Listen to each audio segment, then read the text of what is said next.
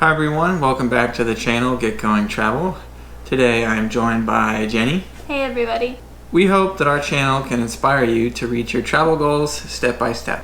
Today's video is about how we put together our itinerary to get to Australia. So we made the decision on doing this big trip, but how do we get started? So the first place we started was putting down everything on paper with pencil and printing out a map of the world to figure out where exactly we wanted to go.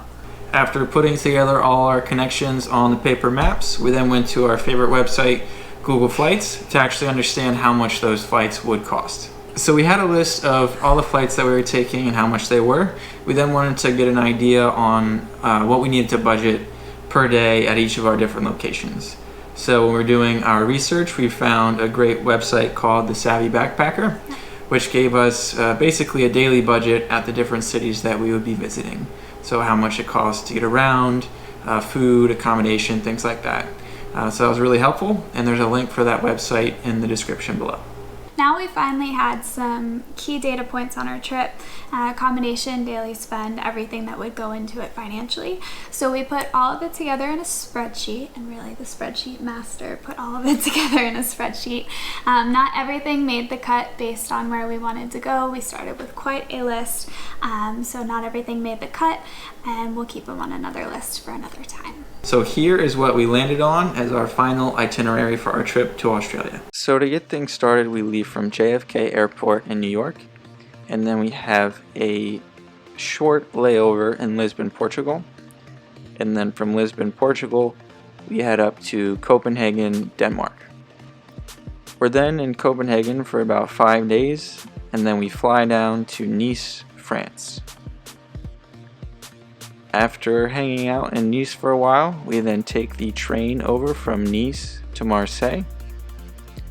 And then after we hang out in Marseille, we fly to Malaga, Spain.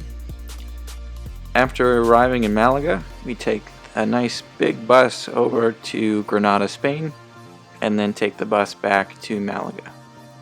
We then have a long flight from Malaga with a layover in Istanbul, Turkey. And then from Istanbul, we head on over to Delhi, India. After a short stop in Delhi, we head to Bangkok, Thailand. And then from Bangkok, we fly to Hanoi. Hanoi, we head down to Singapore. And then from Singapore, we head to Hong Kong. Hong Kong to Tokyo. And another long flight from Tokyo all the way down to a layover in New Zealand. And then after a short layover in New Zealand, we head to Sydney, Australia.